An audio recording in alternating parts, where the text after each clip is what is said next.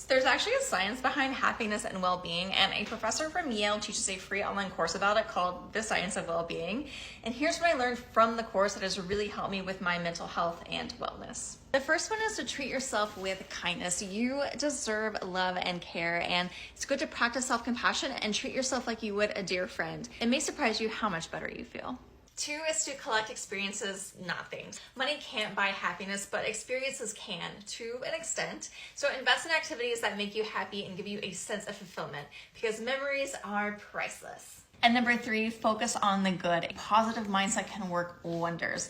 Cultivate gratitude by regularly appreciating the good things in your life, big or small. It's a simple but powerful way to increase happiness and satisfaction. So in this course, Professor Lori Santos, love her, talks through misconceptions about happiness, annoying features of the mind that lead us to think the way that we do, and the research that can help us change for the better. So if you want to sign up for her free course, I added the link to our bio.